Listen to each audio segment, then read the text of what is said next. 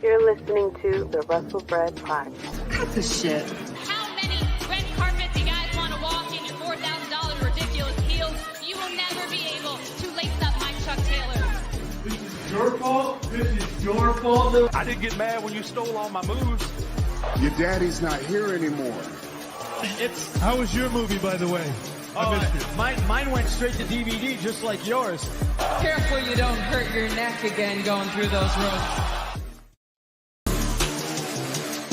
What is going on, guys? First of all, happy Thursday. Happy Football Thursday. As you see, I am wearing a hat. You got to take your wins when you can. I mean, 40-0 is very impressive. Defense showed up. I'm giving all praises to the defense, of course. And we have the Eagles going on right now, and they look like a regular-ass football team. I am, slightly shocked about it, okay? First of all, I hope everyone is having a great week so far. It's been a little crazy. We had week 1 of football that just went through, and I watched the NFL Red Zone actually I watched it all day, and it was great. And like I said, with the Cowboys winning that 40-0, all praises go to the defense. The offense really didn't do much because it was all the defense, which, I knew defense would show up. And I'm interested to see what's going to happen this weekend with us going against, who the hell we go against again? The Jets without Aaron Rodgers.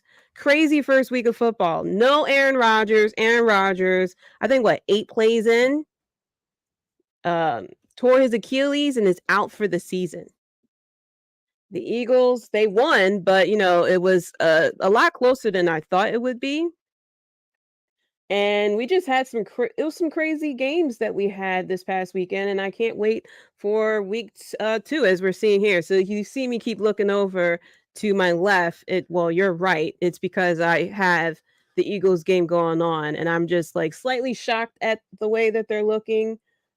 Seems like teams are starting to figure out the Philly offense, and I don't know, man. Not to be that fan, but if they somehow lose this damn game, Eagles fans were upset about last week because it wasn't a blowout. I can't imagine what's going to happen this week. Then on top of that, we had a crazy week in wrestling. So yeah, but first of all, if you don't know who I am, my name is Jaydee, the first effing lady, and this is the Fanatics Network, a hub where you can show your fandom, whether that's with movies, sports, games, entertainment, football as well, fantasy football, fantasy, a little bit of fantasy baseball still going on. Baseball season's wrapping up just now, and I played fantasy football this past weekend, 3-0. Okay, 3-0. Thanks to a couple of players out there. But I have a beef with because I'm from Philly, but I have a slight beef with the fucking Eagles because I played DraftKings and I had Jalen Hurts in some of those lineups. I only play for a dime or a free game or something like that. So if I do lose, or when I lose, I should say, I don't feel that bad. But yeah, I played last week probably 4 lineups. Jalen Hurts was in half of them because I thought, hey, they're going against the Patriots. Jalen Hurts about to turn up. And Jalen didn't do as well as I thought it would. So, I'm a little upset at Jalen Hurts because I lost $1.30 off of him. But let me give some shout outs for the chat. Early birds, Kofi Wingston, we live, baby. Thank you so much for tuning in. And then we got Ben Buster. First of all, y'all have to check out the director's cut if you haven't checked out this past week. If you are a movie buff, be sure to tune in every Tuesday at 9:30. Look at that new look, so tight. Yes. If you haven't checked out the Twitter earlier today, New look, same first lady. This is, as of right now, the new look, the new overlay, the new look, the new logo for the Wrestlebread podcast. You know, with the rebranding to the Fanatics Network, I figured let me play around. I figured it was a good time for me to play around with some new looks and stuff like that, different color schemes and stuff. Love the new look. What's good, Jaydee? What's going on, Dylan? First of all, thank you so much for tuning in. Be sure to check out now I feel like I'm about to misname the podcast, but is it the Dome Field podcast, Dylan? I think it is. Saints fan going on over there. Definitely have some great insights if you are from the New Orleans area. Be sure to check him out there. And then just in time, because he is just in time. What's up, Jaydee? Thank you so much for tuning in. And then Juan, Bloodline fam is fire. Nice hat Cowboys. That's right. That's right. And if you don't know, I do live in Philly. Yes, I am okay I'm all right. My safety is fine. Because I know the Philly Eagles fans have a reputation for being fucking rude. And there are some rude ass Eagles fans that I interacted with. But for the most part, a lot of Eagles fans that I interact with are cool. I even know a lot of Cowboys fans. Every time I walk out with my Cowboys stuff, I normally bump into another Cowboys fan. Almost got it. Okay, Dome Field Advantage. I forgot the advantage part. All right, Dome Field Advantage. Yes, be sure to check that podcast out. But yeah, like I said, it was an amazing week that we had. First of all, for my Star Wars fans, if you see, I am a Star Wars fan. I checked out Ahsoka this past week. I thought I had the thought to record my reaction, but I didn't. And after I saw, I was like, oh, I should have recorded my reaction. And I'm not one of those fake people that like watch something and then re-record it, then re-record the reaction because it would definitely come off fake. But oh my gosh, the episode we just had. Now, I'm not going to give any spoilers, but if you saw the cliffhanger from last week, you saw that we had an appearance from Anakin, Hayden Christensen, which, oh my gosh, y'all thought I loved JadeCargill and Rhea Ripley, but Hayden Christensen, oh my gosh, especially as Anakin. I've been rocking with him since especially episode 3. All right. I wasn't one of these, dumbass fans that sat there and hated on his ass and stuff like that. I realized that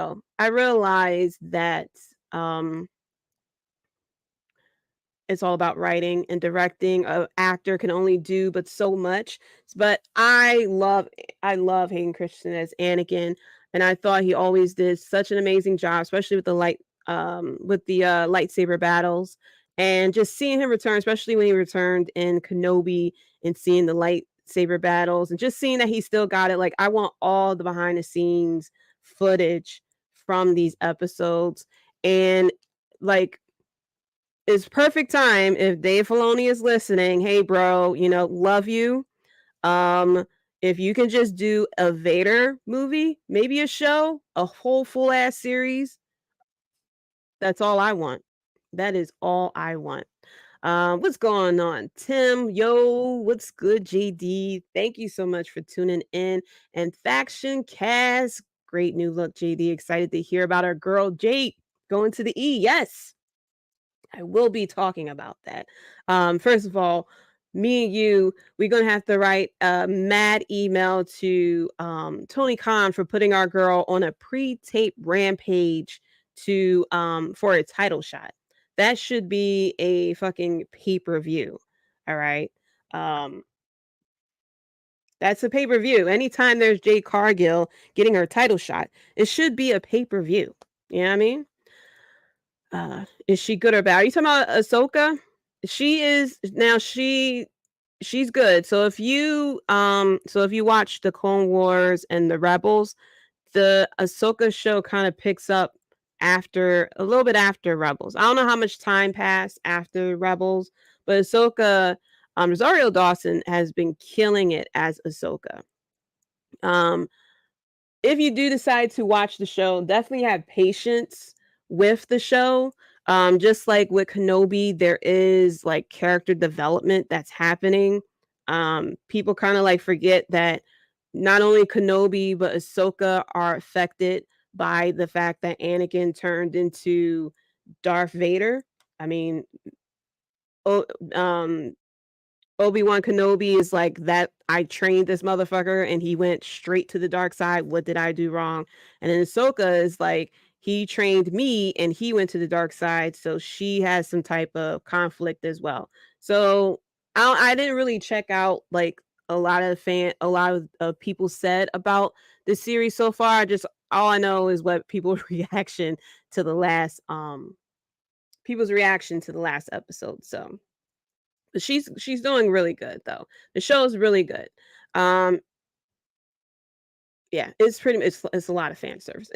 Dave Filoni loves to do fan service, so it's a really good show.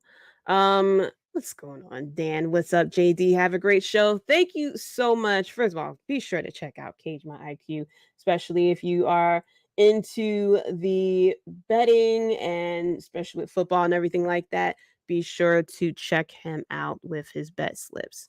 The Ring Fanatics and the Fanatics Network gotta collab. Listen, all right, Fanatics all around, all right.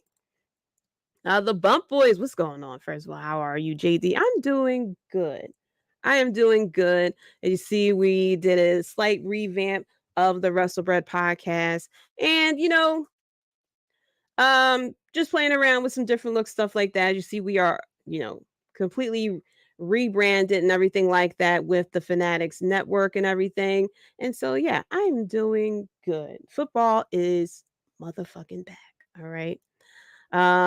Here, grading the Vader show could happen as season 2 of Ahsoka. That would be awesome. First of all, that would be awesome. Like Hayden Christensen has been killing it, and especially the fact that they were able to figure out how to do James Earl Jones' voice without having him actually do the voice. It's like the sky is the limit right now. I am so happy to be in this timeline of experiencing like fan service when it comes to Star Wars, that we getting Star Wars done right now. Hey, it is a lot. We Disney love to pump out shit back to back to back. So yes, it is a lot of Star Wars that's going on, but I'm not going to complain because eventually it's going to stop, and we just going to be sitting here just rewatching shit over and over again, like I do with Batman '89 and stuff. But I wouldn't mind a Vader show.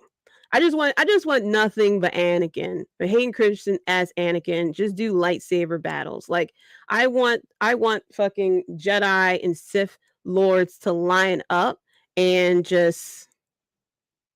he just sit there and just fucking battle them. Oh, trust me, I already got an email in the drafts for Tony. Yes, we need to send some angry ass emails to Tony, because I even heard the spoiler of what's going to happen, but a lot of angry emails to Tony. That's all I'm saying. A lot of angry emails to Tony. Just in time. Yes. Shout out to the Ring Fanatics for showing up. Yes. Thank you guys for tuning in. And then Grady said the last time we heard Vader's voice is Hayden's with some mix on it to make it sound like Jones. Oh, I thought they used. So I know that there was a scene where they were going back and forth between the voices because his mask was split. But I didn't know. I thought that they used like some sort of like AI tool to kind of like one of those voice modulators or whatever to have things said as if it's James Earl Jones. But that's cool. That is cool as hell. If that is Hayden's voice with with the FX on it to make it sound like Jones, like pump out all the fucking series. Okay, Star Wars. Kathleen Kennedy and Dave Filoni, I say pump out all the fucking Hayden Christensen series. Let him get all the time to shine that he deserved all these years. Fatch says, on the good side, I get to see Nia, Bianca, and Jade all in the same company. God bless. Yes, a lot of respectfully going on if she goes over there. I mean, a Bianca versus JadeCargill match will be respectfully her versus Rhea Ripley. I mean, a lot of people are going to, a lot of breaths is going to be taken away during that. Screw Kennedy, she ruined Star Wars. Fallon for Prez. Listen, I know, yeah. I've heard that yeah, she was the person responsible for the fucking sequel trilogy, which that damn near stopped me. Like I knew you meant Filoni. That damn near caused me to like, I am not watching any new Star Wars shit again. So yeah. But you know, some like if we had to go through that trilogy just to get Dave Filoni and these awesome ass shows, then we have to wonder, is it really worth it? And yes, like the Fanatics Network says, thank you guys so much for tuning in to the Wrestlebread Podcast. And be sure to smash that like button, subscribe as well. Go to the Fanatics Network website.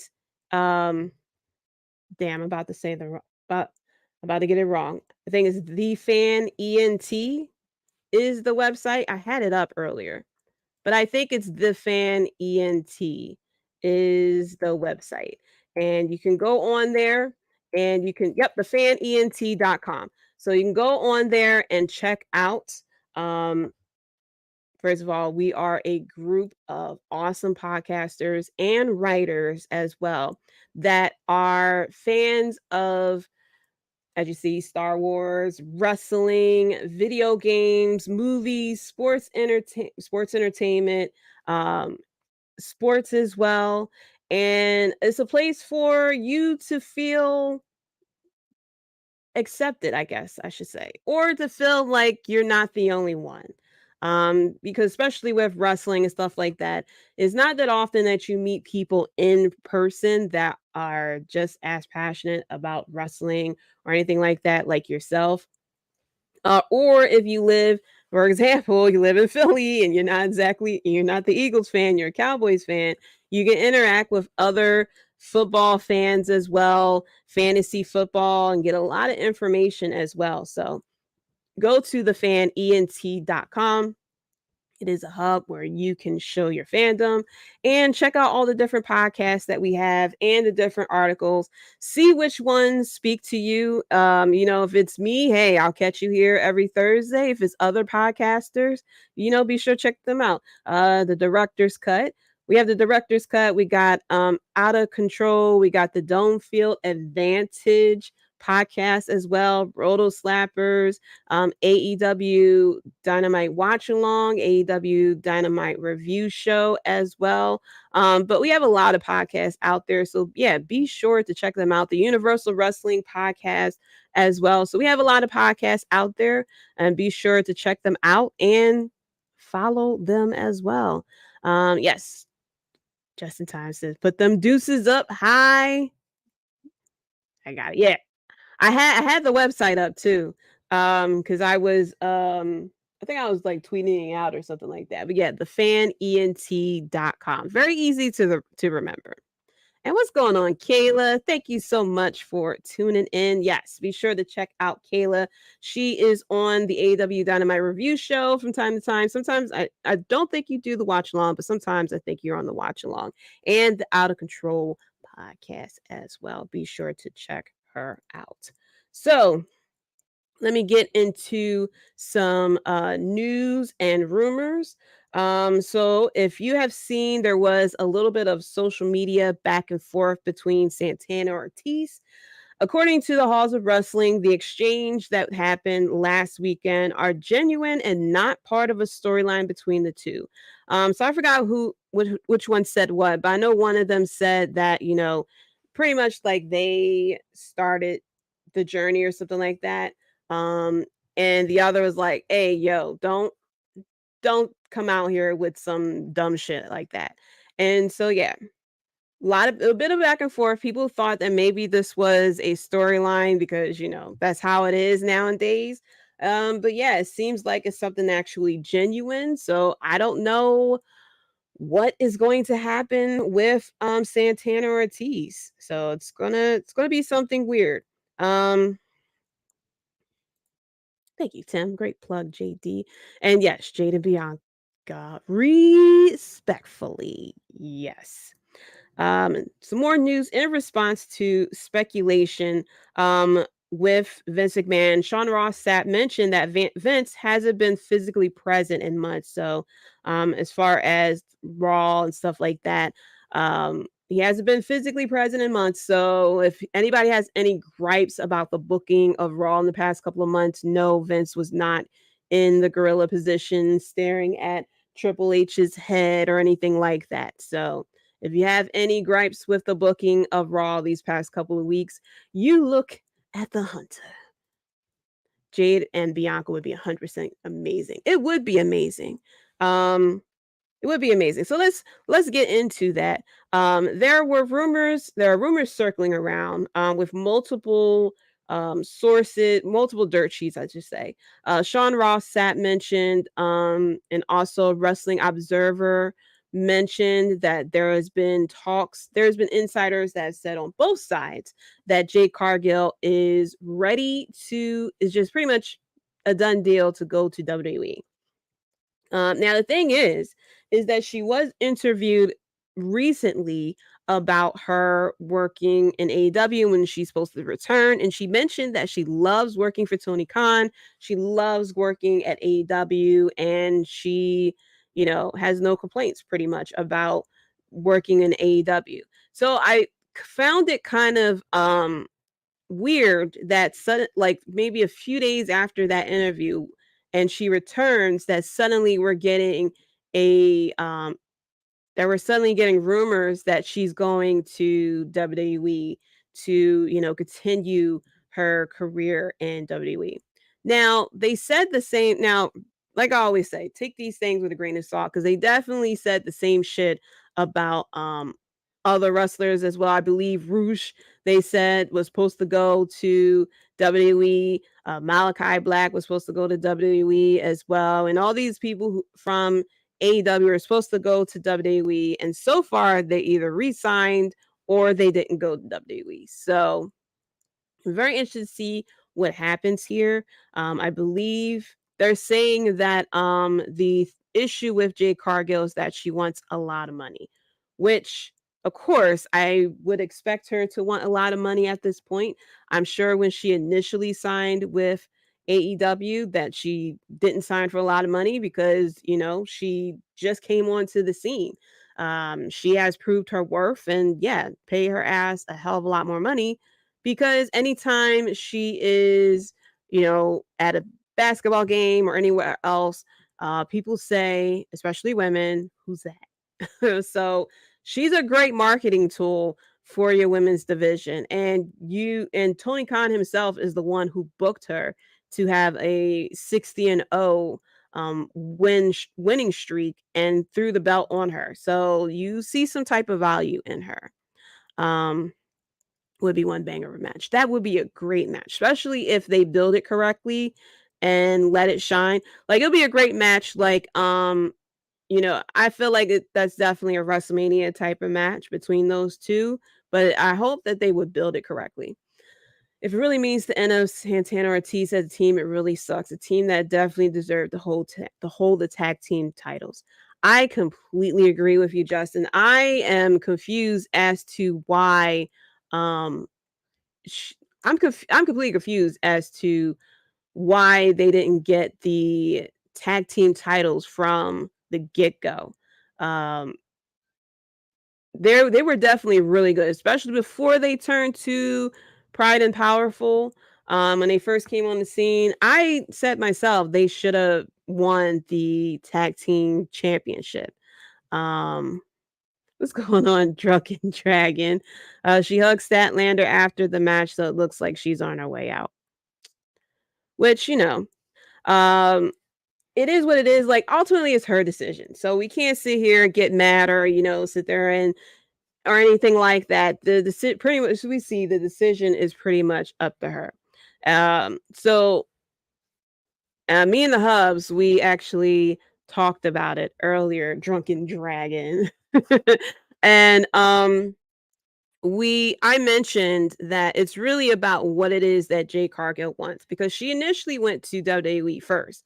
They felt as though she didn't want it, and she pretty much proved to everyone, like, hey, I do want this. And she's shown that she is, a great tool as far as bringing eyes onto the product and stuff like that. And it's about what she wants. Now, there are plus and minuses with WWE versus AEW. Of course, with AEW, you have you're able to have time off. I mean, after she lost the title, she was able to take a hell of a long time off. I mean, it's like couple of months that she was off. So she had a nice amount of time off. She only has to work once a week. She's able to spend time with her family. If she goes to WWE, I'm very sure that she will not be able to have that type of schedule. She'll be working live events. She'll be going overseas. So, she won't be able to spend as much time with her family as she did with AEW. As far as with money, really depends on what WWE is willing to offer her versus AEW. I'm sure Tony Khan is willing to, write the paycheck for her if he feels as though that she deserves it. And then on top of that, with WWE, like I said before, anytime you mention wrestling, people think of WWE. It could be her dream to go to WrestleMania and win a title, or be in a title match or something like that. Even though people have gone to different companies, their dream growing up has always been to win a title or wrestle at WrestleMania or something like that. So it could be that she kind of wants to check off some things off her bucket list or something. But there were people that was like, oh, she can go to NXT and stuff like that. And it's like, no, if she, I don't think so. Like, there's people on the main roster that JadeCargill can wrestle better than. So, and I'm not going to name any names, but I'm sure you can think of some names. But I feel like someone like JadeCargill, you really don't want to put into NXT. I get NXT's developmental brand, and no, she's not like putting out 5-star technical matches or anything like that. But I feel as though someone with her look and her charisma and stuff like that, she's able to pull people in. I don't think you're going to throw that into NXT. Now, granted, yes, she do have to improve on her wrestling and sometimes promo skills, but I feel like, you want to take advantage of her as a star while you can. So it'll be a shame if they put her into NXT, especially if they start trying, like, you gotta let her be who she is. Don't try to make her into something that really doesn't fit her either. What's going on, Nick? Go Birds. Well, your Birds are looking like a regular football team right now, Nick. Like, I am slightly shocked. It looked like it could be a possible upset. I am like in and out of watching the game and stuff like that, but they look pretty regular. What's good, Jaydee? Love the new look. Thank you. Like I said, we're playing around with the new look and stuff like that. So yeah. Yes, I am liking the new look as well. Tim said, very disappointing that Santana and Ortiz don't get along anymore. It is very disappointing that they don't get along anymore, especially because they were a really good team. And I was very happy for when they, because for a while, they really didn't have anything for Santana or Ortiz to do. And then they came back and had, I think it was a parking lot brawl that they had against the Best Friends. And I was like, there goes Santana or Ortiz. There they go right there. So it is a shame. Hopefully they're able to get their shit together and, come back to it. What's going on, Maddie Daddy? Thank you so much for tuning in. 5 stars. Thank you so much. Another rumor that is going out there is that this has to do with WWE. That according to Wrestling Observer Radio, there is a feeling that Fox may not go for SmackDown again. and that Disney and Amazon are two companies that are going for it. WWE, apparently WWE is not married to having SmackDown Friday nights and is open to moving whatever night for the new rights deal, which you really can't move it to any other night. Fridays are like the perfect night for SmackDown because it's a go home show for your Saturday pay-per-views. You can't put it on Mondays. You can't put it on Tuesdays. You could be a dickhead, a dick, and put it on Wednesdays, but it's going to be too much. It's going to be too much WWE back to back. Thursdays, I guess you could put on if you want to do Thursdays. You can try that. But I feel like Fridays is perfect because, after you watch Raw, you get a little bit of downtime with WWE, and then you can, look towards Friday. But it's going to be very weird unless they do put it on Tuesdays again and then move NXT to Friday or Wednesday or something like that. But I don't know. I feel like they should keep SmackDown on Fridays. And then finally with AEW, the news that kind of came out recently, according to a local government, the numbers for Wembley Stadium through the turnstiles was 72,265. That's the actual numbers of the people entering the turnstile. So, not reflective of, the amount of tickets sold or anything like that. Because if I'm not mistaken, I think this whole time, Tony Khan said 80,000 paid fans, not how many people came in. So there's people that are, of course, people got to people. And it was like, oh, he lied and this, that, and the third. And it's like, look, we have been hearing the incorrect numbers for attendance for years. Even if, okay, he was saying 80,000, so he's off by 8,000, unlike when we're told 100,000 and it was actually 80,000. It's a big difference between 8,000 people who didn't show up or, whatever, versus, or people who didn't resell their tickets versus 20,000 people. But still, we cannot overlook the fact that for an American non-WWE show to have 70,000 people show up for a show is very impressive. So even if it's not 80,000 people, if it's 72,000 people, that's still a great thing. It's the highest audience that AEW has done. No, it's not the highest amount of people confirmed to a wrestling event ever, but still, they still have to be happy that they did this. A non-WWE show, pretty much did at least 70,000 people in a stadium. And they put on a very good show as well. So it kind of gives hope for a lot of other wrestling promotions to say, like, yeah, it can be done. We can, be a draw and not have to really rely on WWE or anything like that, or feel like we're, or feel not really inferior, but feel like it can't be done. Like they can't put on a big show and make the numbers either. So I'm still happy for them. So let's get into the hot topics of this episode. So first of all, we had Becky Lynch, who won the NXT championship. Last week she challenged Tiffany Stratton. After Tiffany said, "Oh, you were an NXT champion," and she was like, "Oh wait, you weren't an NXT champion." And after Becky had challenged her to a championship match, which Tiffany Stratton accepted. They had the contract signing this past Monday at Raw. And then we had a match that was good. It was a pretty good match between them two. And Becky Lynch won the title. A lot of people have different opinions for it. Now, my whole thing was this the best decision is to put technically Becky Lynch onto NXT for the win the title. So I'm going to play both sides and now give my opinion afterwards. So was it a good decision? It could be a good decision if, creative didn't know who Tiffany could lose to.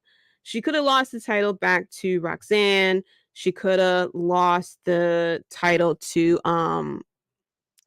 Thea Hale if they did another feud or something like that. There's other women that, Tiffany could have lost the title to, but could she have been able to elevate the title, whoever she dropped it to, could they have been able to elevate the title, made the title popular, like it was. The biggest thing that, the biggest loss they had was Mandy Rose. When Mandy Rose held the title, I mean, the women's division were just, they were hot on fire. I liked Tiffany Stratton as the champion. She's very good in the ring as well. But it could be that they didn't have the confidence to really bring viewership to NXT with whoever could have been the champion. And so they had to bring in Becky Lynch. Also, now that Becky Lynch won the NXT championship, she is now the WWE Triple Crown winner as well, or Grand Slam champion, I think it is. Yeah, Grand Slam champion. Now she has the NXT championship. And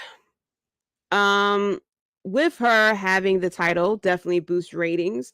Now I forgot what I got this information from, but Becky Lynch title win was watched by the show was watched by 850,000 people, which was the highest highest that NXT has had since they moved to Tuesdays. And I believe they said when her match was on, it was actually watched by 1 million people, but I forgot where I saw that from. So with her as champion, very similar with Dominic and the Judgment Day, which I had mentioned before, with her being in NXT, it's definitely going to be a lot of people who's going to tune in to watch Becky Lynch, to go against other people as well. Now, as far as was it that it wasn't a good decision, a lot of people look at this as a bit of a demotion because Triple H himself had mentioned that NXT is a developmental brand.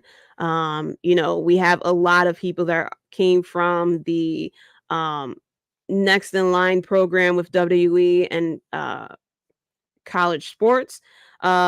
It's not like the Black and Gold NXT where we have a lot of indies wrestlers, so that, if somebody was to go NXT, it really wasn't exactly all that a bad thing, because, they have indies wrestlers there that can, bit of different feuds and stuff like that. Now, very similar to what I said with Baron Corbin, normally when we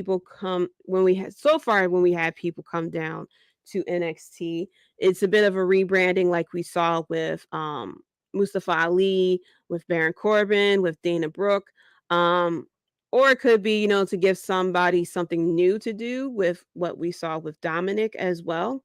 But I feel as though Becky Lynch is popular enough that she does not need the title. Dominic kind of needed a title because, while yes, Dominic is very, very good at being a heel, and he had a very good feud with his dad. They more likely where they wanted to go as far as with the championship. It felt right for Dom to win the NXT North American Championship, kind of to just like troll a bit. But Becky is, a face, so I feel as though she don't really need the belt. And then on top of that, because Becky is such a popular person, it's like, who is she going to drop this title to? With Dominic, he can drop the title to a lot of people in NXT, because, Dominic isn't constantly in the world title picture. Becky Lynch is constantly in the world title picture.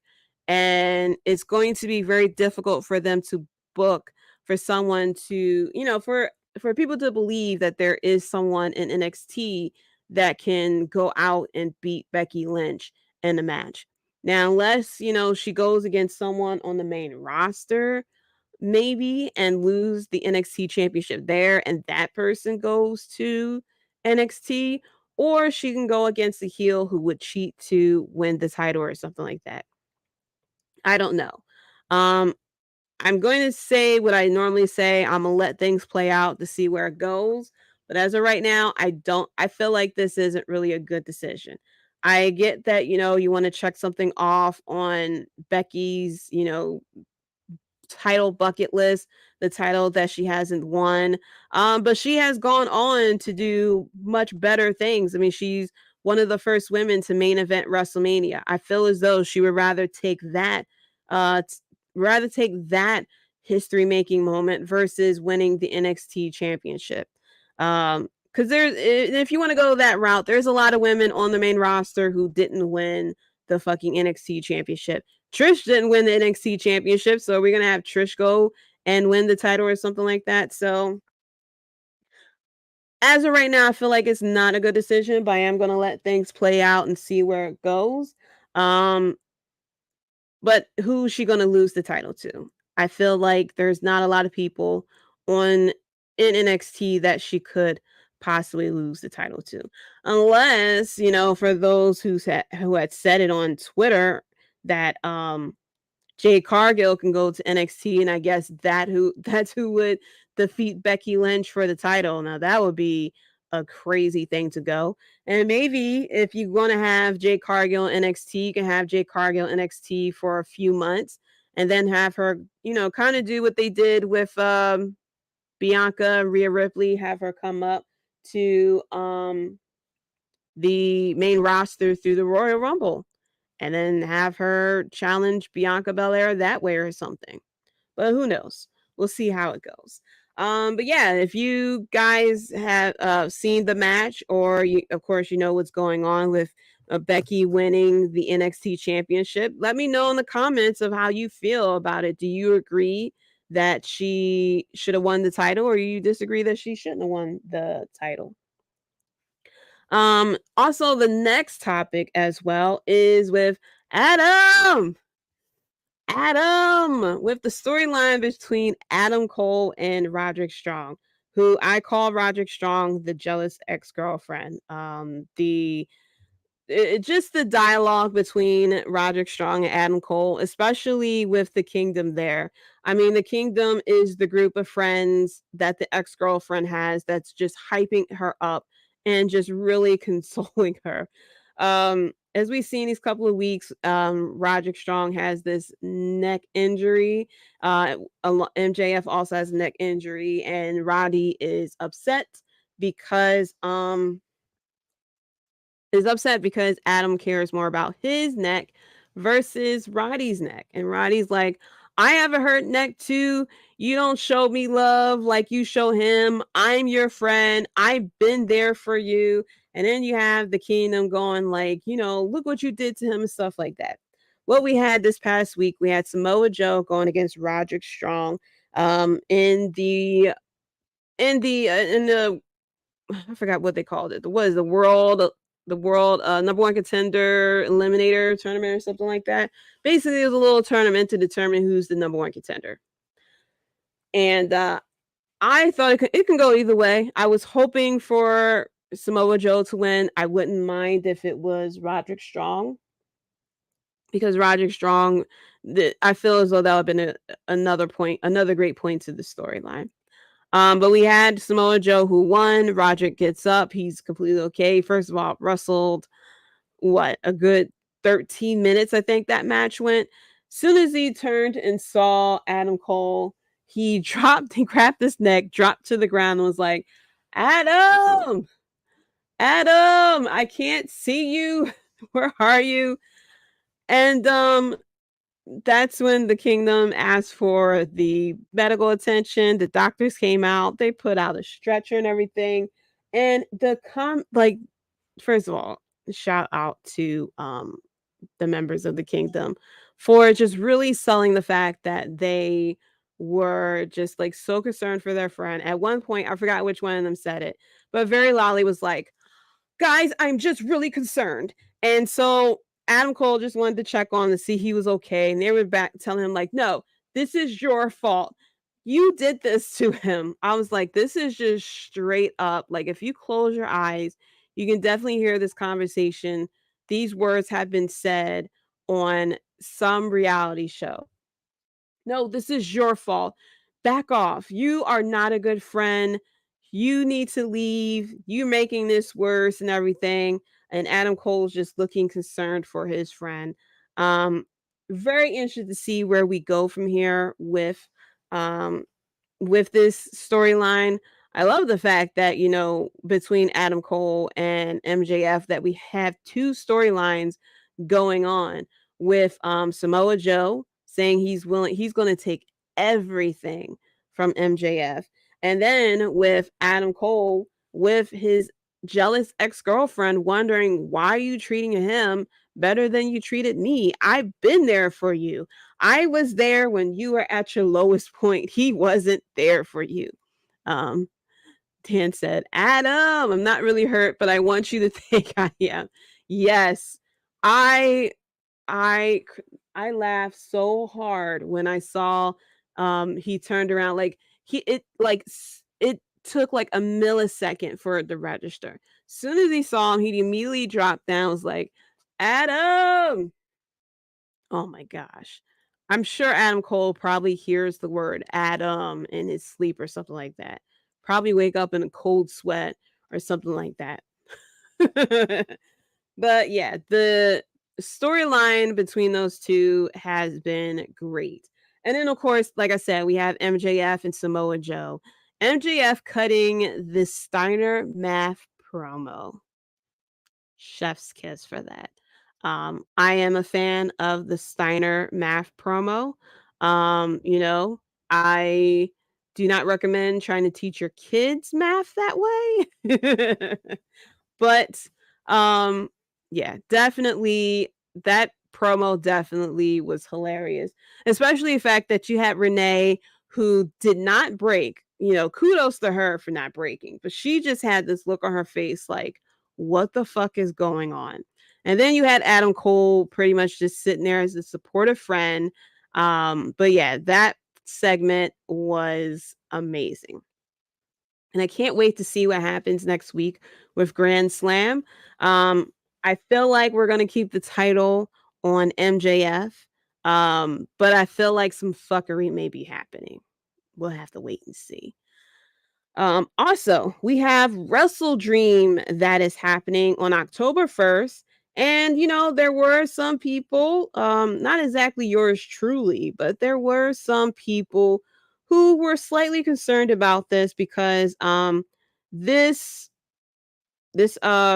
pay-per-view is going on October 1st, which was supposed to be it's a show in honor of the founder of New Japan Pro Wrestling. So it was like, you know, we should have people from fucking Tony said that he was going to have people from New Japan over there. And we was like, okay, who the fuck are you going to have over there? Because they have a show going on too. And I checked out the card for the show and I'm like, they have all their top people wrestling on their show. So who the fuck is going to be wrestling for Tony Khan at Wrestle Dream? And we got that answer. Strong versus Cole would be a good Wrestle Dream match. That would be a great match as well. The build for that, I mean, we're only like 2 weeks away. So that would be a great build as well to have Cole find out the truth that he's faking things. Yeah. I would love to see how that will work out between those two. Between how Cole will find out that Roderick Strong is completely faking the injury or whatever, and then how Roderick is going to react to it. But for Wrestle Dream, we had the announcement of the first match, and it was fucking Bryan Danielson going against Zack Sabre Jr. Excuse the fuck out of me. Like, whoa. A lot of people said, okay, I'm willing to pay money to watch Bryan Danielson versus Jack Sabre Jr. Bryan Danielson mentioned that,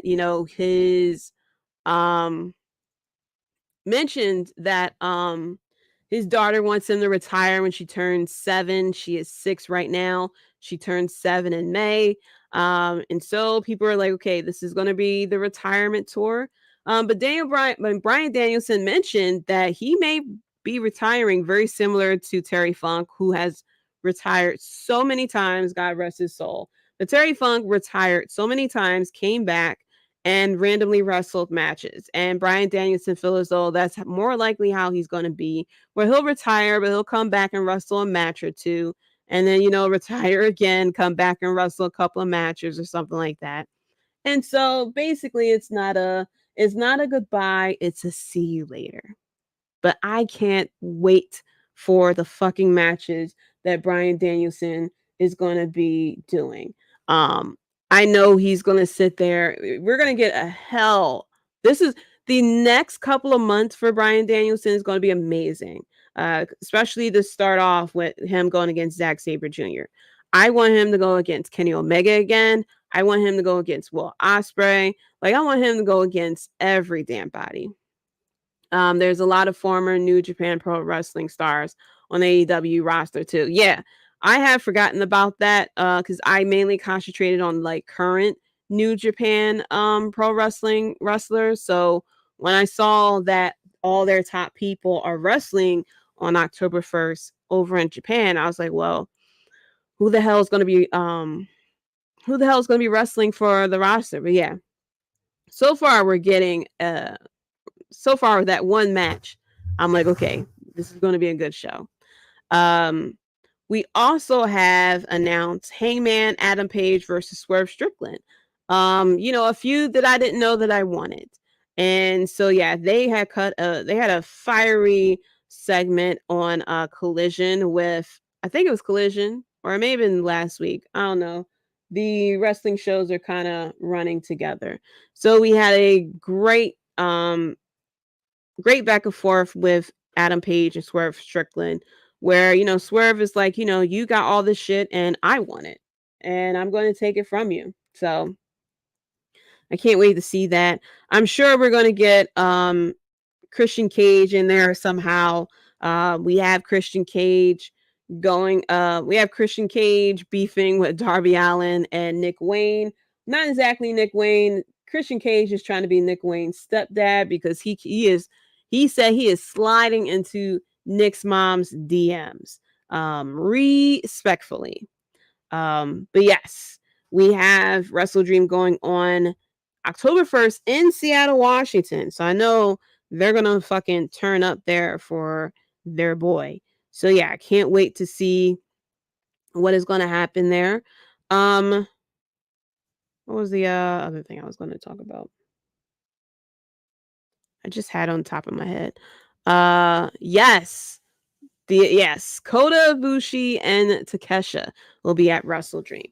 I can't wait for that too. We had that revealing this past Dynamite. Don Callis said that is their next opponent. They're gonna go after Kenny's heart, which is Kota, and I cannot wait to see the matchup between these two. That is gonna be amazing. But yes, now I remember what I was gonna say. With Grand Slam happening next week, very good show. A lot of people feel like we're going to get something we're going to get a debut because I forgot what we had the first time. But last year we had Saraya who showed up, and so this year people feel like it could be what the hell? That's my cat if you heard that. But some people feel as though we may get an Edge. This past Dynamite, we had Christian who mentioned that the reason why he lost was because he didn't wrestle with his real tag team partner. So I wonder, with the match that's coming at Grand Slam, which is Christian Cage and Luchasaurus going against Darby Allin and Sting, if he was to lose that match, maybe he'll say, I lost because I didn't have my real tag team partner. And that's when we'll get Edge. Tim said Wrestle Dream is going to be great. It is going to be great. It is going to be great. And so, yeah, I'm happy that we're getting some really good dream ass matches for Wrestle Dream. Like I said, I cannot wait for the Daniel Bryan retirement tour, because I know he's going to get a lot of he's gonna go against a lot of great people. It said Christian going to the media scrum asking how all the fathers were doing lives rent free in my brain. Listen, when I saw that media scrum and I saw Christian Cage came out, I watched that whole thing. I was cracking the fuck up at him. He was amazing at that media scrum. I mean, it's just so, like I said, he kept picking up the microphone, or he reached down to the microphone and they asked him about Edge, and he was like, I only have one friend, and that is Luchasaurus. And then Tony Khan was like, well, what about Darby Allin and Nick Wayne? And Christian was like, those aren't my friends, they're my problems. But yes, Christian asking the media how's everyone's fathers doing today is hilarious. And now he is going after widows at this point, sliding into Nick Wayne's mom's DMs, mentioning how he was on her Instagram and he was a little disappointed because she doesn't post a lot of bikini pics, but he said he's going to make a change to that because he is going to ask for a special request for it. I'm like, sir, like, I am loving Christian Cage and AEW. This evil ass, like, mentor father of the year, I love it. The other thing that lives rent free in my head was when he had the little girl. I think it was his actual daughter. I'm not 100% sure, but he had the little girl back there and he said, go find your mother. And then he said, security, she doesn't have her credentials. Get her out of here. That was funny as hell. Remember, Jack Perry's mom was a widow. Yes, he did not slide into her DMs. No. Well, he did mention I think he mentioned that she wanted Christian to be the stepdad or something like that. I forgot what it was, but oh my gosh. Christian Cage with this gimmick it's the best thing ever. I think he needs to, like, Tony Khan needs to go around and ask everyone, like, is your father alive? No, you're going in the feud with Christian Cage next week. Thoughts on the reports? WWE very interested in Ricky Starks. So yes, they mentioned that WWE, there has been rumors that WWE is interested in Ricky Starks, and someone was like, well, remember, Ricky Starks is very close with CodyRhodes. And I'm a big fan of Ricky Starks, first of all. My fear with WWE and Ricky Starks is I have a fear that they're not going to book him well. Look at Tommaso Ciampa, look at Johnny Gargano. For the people who are smaller in the size department, while yes, that is a big thing with Vince McMahon, it's starting to follow with Little Papa H as well. We got some people who were on the main roster, especially under Triple H, who weren't really booked the best. Karrion Kross, for example, AJ Styles for a bit as well. Who else am I missing?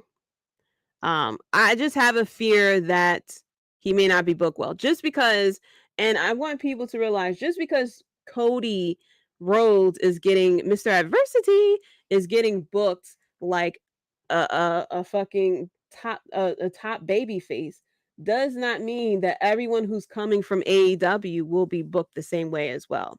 If JadeCargill or Ricky Starks go to WWE, they will be the first true AEW originals to go over to WWE.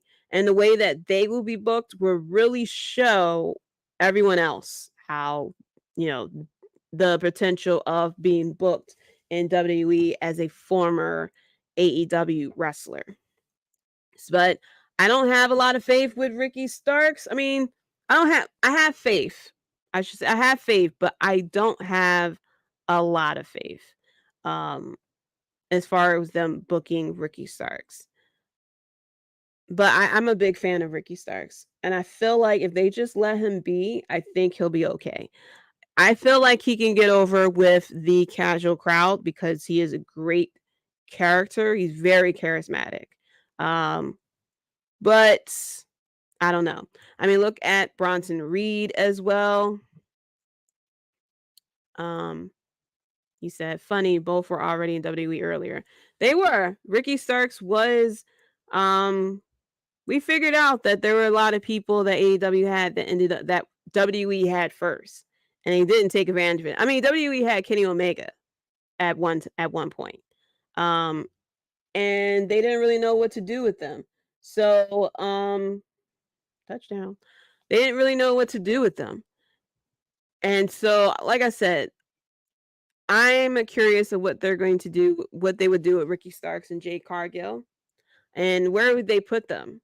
I mean, there's a big difference between, with Brian Pillman Jr., who is in NXT, versus JadeCargill and Ricky Starks. I mean, these two people are people who, first of all, JadeCargill is in a league on her own with the 60-0, 60 consecutive wins. Ricky Starks, he was in the title picture for a bit, has had very great feuds with Bryan Danielson right now, MJF as well, CM Punk at one point too. So we shall see. But I am interested to see whoever decides to jump from AEW to WWE, how they would be booked. Dan said nuclear heat for Christian DMing John Huber, Brody's wife. Oh my gosh. He will get more heat than Dominic if he was to do that. If he's probably waiting for -1 to turn 18 just so he can go into a feud with him. That would be crazy. I mean, it's going to be a very long ass time before -1 turns 18. I think he's like 12 or 13 at this point. So yeah, we got 6-7 years to go, 8 years to go maybe, before he turns 18 and gets the actual contract and be able to wrestle for AEW. But oh my gosh, Christian, like I said, he is great in AEW right now. He is great. I'm loving the gimmick that he has going on right now. Also, one of the last big topics I'm talk about is the new company TKO. We had the reveal of, the merger is now complete with UFC and WWE. A lot of people have a lot of questions of what this means for WWE. Mass firings, for example, who is going to be let go, how WWE is going to look from here on out as well. Tim said Mercedes going to show up at Grand Slam. Who knows? Like, that would be crazy if she shows up at Grand Slam. Because we have Saraya. We have Saraya wrestling. We can have former WWE woman versus former WWE woman right there, with Mercedes showing up. I would have loved for Mercedes to show up for JadeCargill, but if Jade is leaving for WWE, that is going to be a missed opportunity. But they didn't have Mercedes at All In and showing her at All In for nothing. So I don't know where she's at either with the ankle, what percentage that she had. But she could simply just show up just to promote a matchup. If she is good for October 1st, she can show up at Grand Slam and set up a match. I don't know about throwing her in the title picture just yet, but she can definitely come through and set up a match or something like that. I wouldn't be upset about that. Ricky, I can see going to WWE because of Cody. Yeah. A lot of people are saying they can see Ricky Starks going to WWE because of Cody. But I'm really hoping, like, if Ricky goes to WWE, I hope Cody really looks out for him and say, like, look, it's in his contract somewhere that, you know, treat my friend right or whatever. I really hope that what I really do not want to see is for Ricky to go over WWE and for him to not get booked right. That's going to be very upset for me because I've been a fan. I was a fan of Ricky Starks when he was in NWA. So, and I really want him to do well. And, you know, those videos that he does of him sitting in the fucking chair, just cutting a promo, just looking suave as all hell, cracks me the fuck up. I love them. So I cannot wait to see if he does go to WWE. I really hope that they like elevate him even higher. I really do. TKO Tim King online. Right? Right, Graydon? Yeah. Yeah, TKO Tim King online. But yeah, that is the new name, TKO Holdings, I believe it's called. They got a weird website name. I forgot. It was like TKOREHDG or something like that. It was it's a very weird website. But yeah, TKO Group Holdings, a premium sports and entertainment company. So that is the new company and the new look. They revealed the logo at they were at the New York Stock Exchange yesterday, I think it was. I think it was yesterday that they were there. And so yeah, they showed off the new look and everything like that. Bianca Belair was there with them for them to ring the bell for the start of the markets in New York. And there was a photo that someone had put out there of Vince McMahon, and Vince looked like a character from GTA. And I was trying to find if it's like a legit photo because, you know, people tend to you know, kind of throw things out there. They love to use their Photoshop and stuff like that and use it. And I was trying to figure out if it was a legit photo because Vince looked fucking crazy in it. But yeah, I was trying to see if it was a legit photo, but I couldn't find it anywhere. And their website was like pretty much bare. You couldn't really see they really didn't have much on the website. It was as if they legit just started the website a few hours ago. But yeah, I couldn't find the photo. But Vince looked like a fucking character from he looked like a character from Grand Theft Auto. He looked like a mob boss or something like that. Graydon says, what are your thoughts on possible weight classes in WWE? And I heard that that's possibly one of the changes. I feel like it would be great for now. See, the thing is that WWE did the weight classes thing. They did it with they did it when they had the cruiserweight division way back in the day, which was amazing. Their legit cruiserweight division was amazing. Because it really let a lot of people shine, especially when we had the big meaty men slapping meat era. And then they had let me see. Then they had they tried to do it again with 205 Live, which was good, and then of course they completely destroyed it. So they had the weight classes before. I feel like it could work. But what I don't want to happen is for like no one to be able to go after the main title because they not, you know, in the weight class. Like if they just kept it separate weight classes like UFC, Rey Mysterio will never have won the title.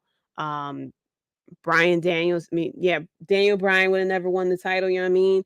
We'll always have like the Brock Lesnar's and, you know, the RomanReigns who's always champion, Braun Strowman, Bobby Lashley, like we'll always have the champion.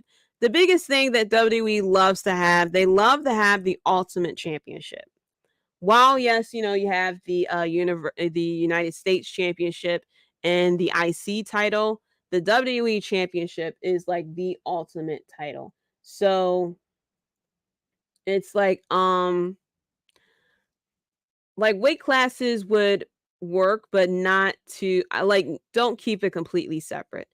I feel like they're going to treat it just like the brand split. Like they'll keep it separate and then suddenly you're going to have the Freebird rule or something like that. Like they'll have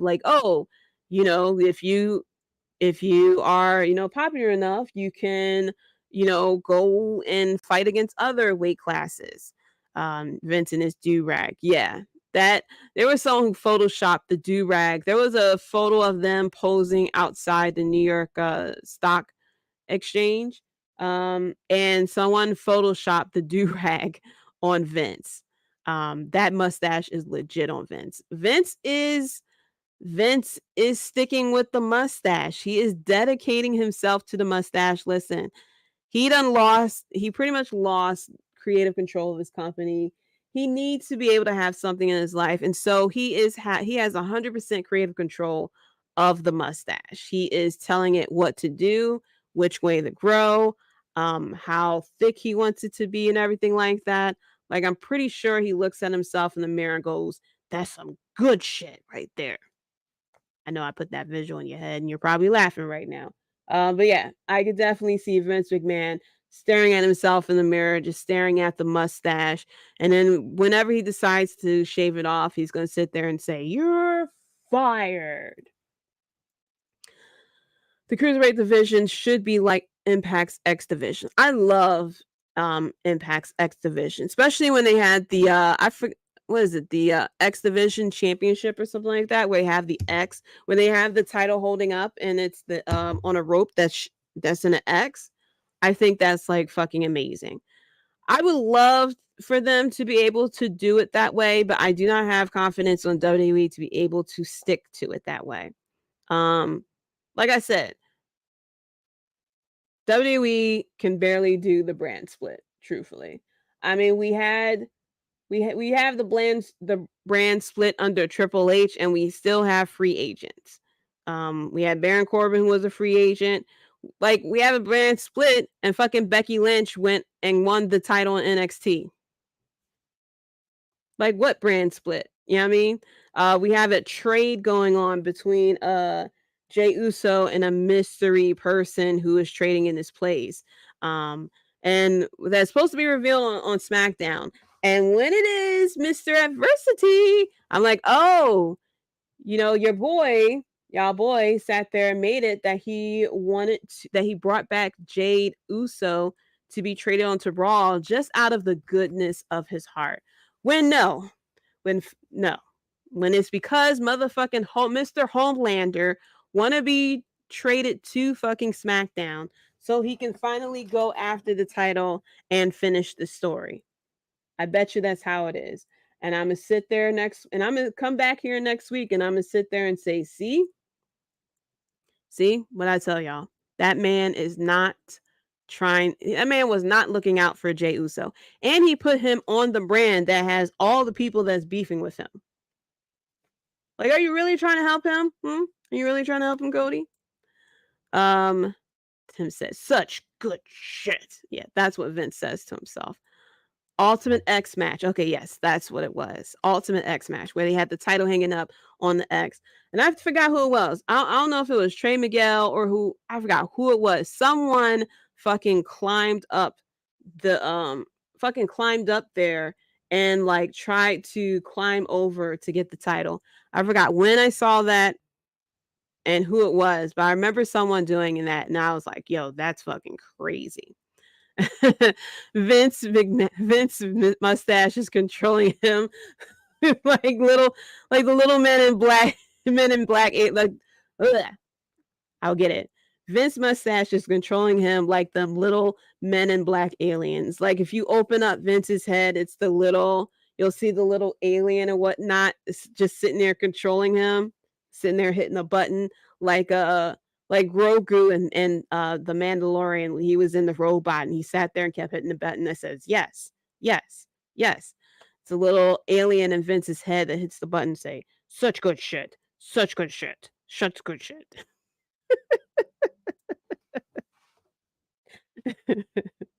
Oh man. But yeah. And then just kind of do a brief overview of everything that happened this past week. I think I kind of. Oh, first of all, Shinsuke Nakamura, ladies and gentlemen. I would like to thank Papa H for what is happening with Shinsuke Nakamura with these promos and these fire ass entrances, like fucking anime shit. He's speaking in his own language. We got the subtitle promos again, which I love that he did with Io Shirai in NXT. When she had the promos with the subtitles, I was like, yes, such good shit. But yeah, Shinsuke Nakamura, oh my gosh, like a big part of me wants him to win the title just based off these promos and the anime entrance that he had. I'm like, this is so good. Of course, I'm a big fan of Shinsuke Nakamura. So I'm a big fan of Shinsuke Nakamura. And I really wanted him to be booked very, well during his title reigns, but didn't happen. I was very, very upset about it. And so yeah, I wish that he could be booked properly this time around. I would love for him to eventually win the championship and continue on with the, this gimmick that he got going on. Like, it really fits him so well. I wish that we had this a while ago, but it is what it is. But yeah, so that's pretty much the topics that I got going on. Greatness says maybe instead of weight division, this merger helps them keep true to the split. Maybe. We shall see. But like I said, sometimes WWE can't help themselves. Sometimes they can't help themselves. Maybe they'll actually keep to the brand split and have actual trades and stuff like that. But they already broke it. Okay. They had Becky Lynch go down to NXT and win the NXT championship. And I know they're not going to keep her there. I know that they're going to bring her back up to Raw, and then she's going to bounce between Raw and NXT with this title. I'm just very interested on when the first call-ups for NXT 2.0 is going to happen. We done had call-ups technically with the draft, and I have yet to see these people, especially Gable Stevenson, who was drafted to Raw, and we never seen him. And there was someone else who was brought up on the who was brought up too that we didn't get to see either. But yeah, I'm very interested to see how that's going to go.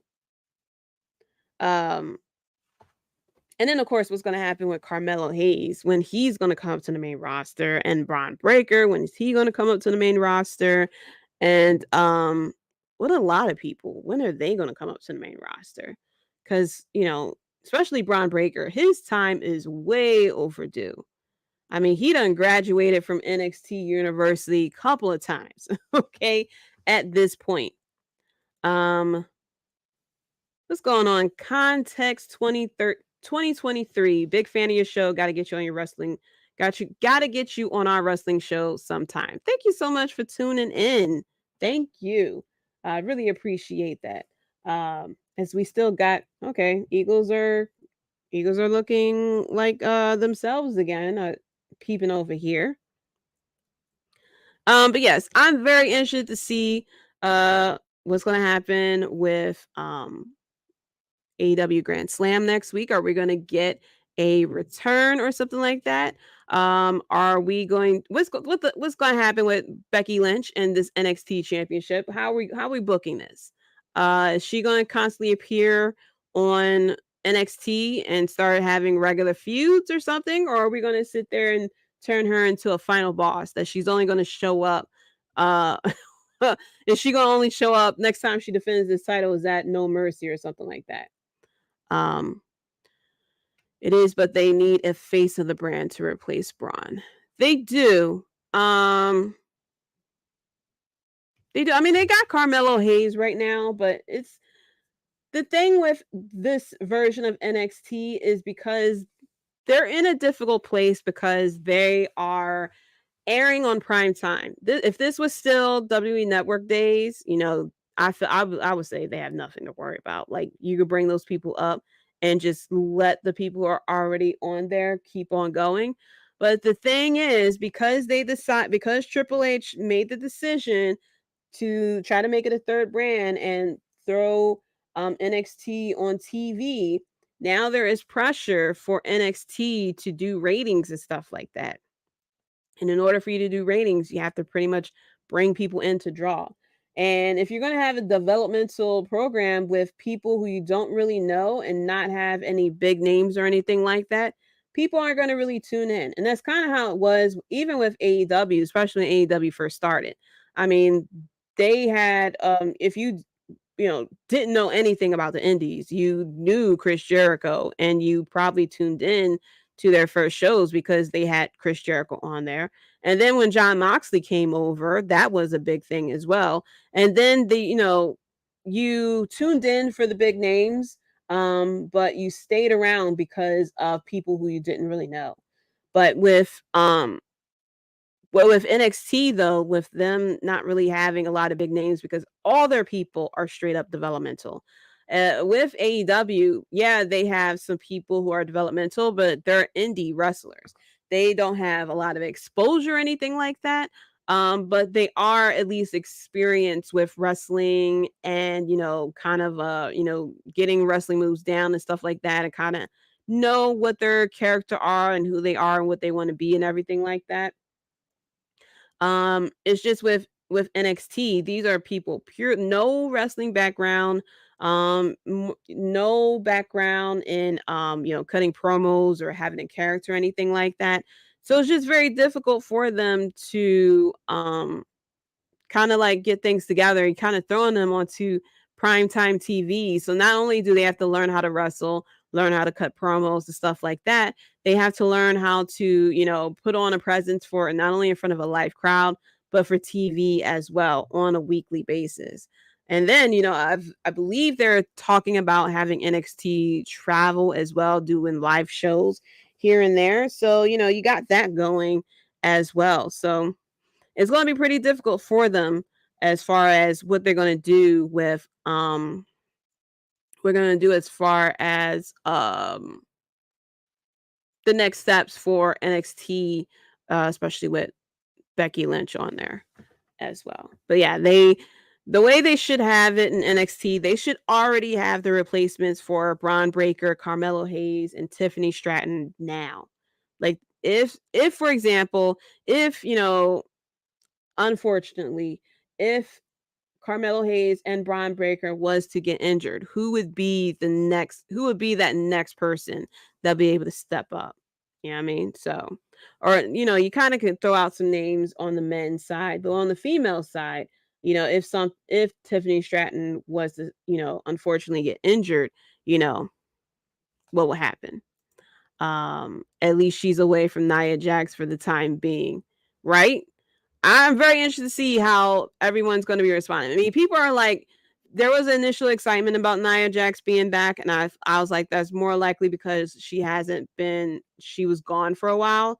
But I'm very interested to see, like, this is the same Nia Jax that everybody shitted on and was upset because she sat there and injured people and was like, kind of careless with the way that she wrestles in the ring. So I'm very interested to see how people are going to continue with this, with the same energy that they had for this past week. So I can't wait to see. I'm sure people are, initially excited that she's back. And then as soon as they realize, oh, wait, this is Nia Jax, I think then reality is going to set in for them. So we'll see. We'll see where it goes next with that one. But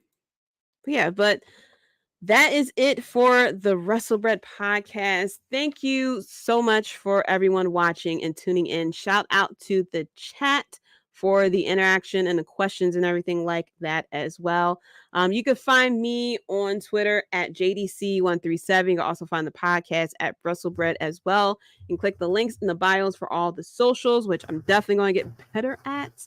Because I don't be on Instagram that much, unlike Nick Wayne's mom, according to Christian Cage. But I don't be on Instagram as much. Hopefully that wasn't making a lot of noise for y'all.